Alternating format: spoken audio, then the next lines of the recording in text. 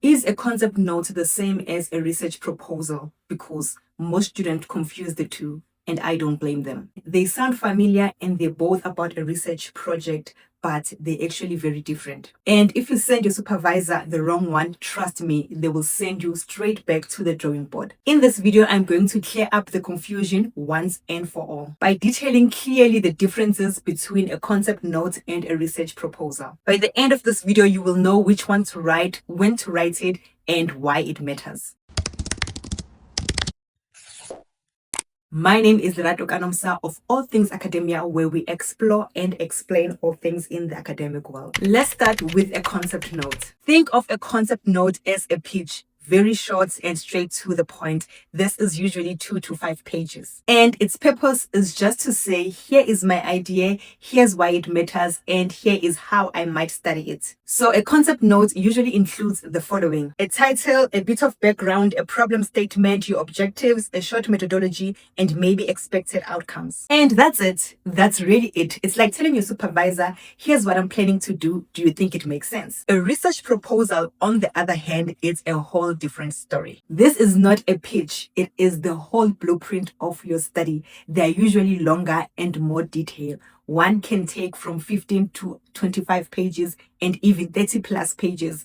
I know this because my research proposal for my PhD was over 35 pages. And yes, they have to include all the details of what exactly you are planning to do. And these details are a detailed background and context, a full literature review, clear research problems and objectives, a detailed methodology with data collection and analysis plans, timeline, ethical considerations, references, and sometimes even a budget. This is the kind of document that you submit to your university department or the ethical clearance committee or board. So in other words, while a concept note asks, can I do this? A research proposal says, here is exactly how I'm going to do it. So let's put these two side by side and look at the key differences. There are mainly 4 differences that we focus on, and those are the length, purpose, details, and timing. In terms of the length, a concept note is about 2 to 5 pages, while a proposal is 15 to 30 plus pages. When it comes to the purpose of this document, a concept note is basically a pitch of the idea,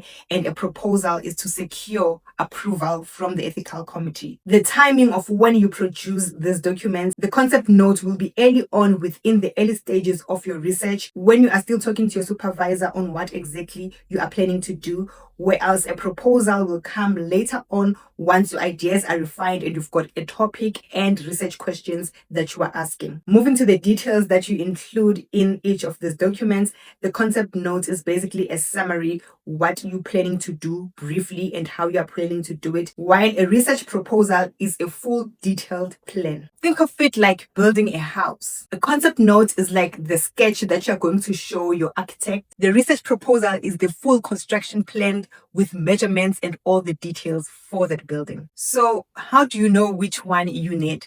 Before I get into all of that, I want to take this opportunity and give you the chance to subscribe to this channel if you're enjoying this video, so that YouTube can let you know every time I upload academic content similar to this one. And a quick shout out to all my academic besties who are subscribers of this channel, and a shout out to the smart scholars and the advanced academics who are members of this channel. You guys rock. So which document do you need? A concept note or a research proposal? Well, if this is the first time you're talking to your supervisor and it's the first time that you're actually sending them something, then they want a concept note. Same as if you are applying into an institution and they want a proposal up front, they're basically talking about a concept note, because at this stage, nothing is solid. You are still thinking around and putting pieces of the puzzle together, trying to figure out what exactly you want to do and how you're going to do it. In that case, it calls for a concept note. But if you are submitting plans of your study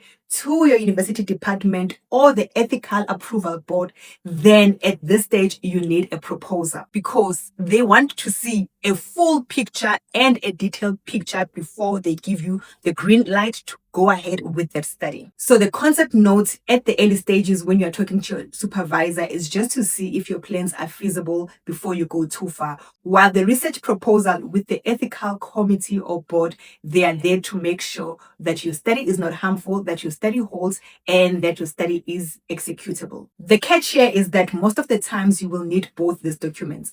You will need a concept note when you're applying and talking to a supervisor, and later on you will have to do a full proposal. So it is best to understand and know how to do both. This is why in my next video I'm going to show you exactly how to write a concept note step by step. So if you are struggling to start your concept note, or you just want to know how to write one, then click the video that is appearing on your screen right now, because that's the video that's going to give you all the steps that you need to write a great concept note. So what are you waiting for? Click on that video and I will see you there in seconds as I project to you love and grace in a way of 2 Corinthians 13 verse 14.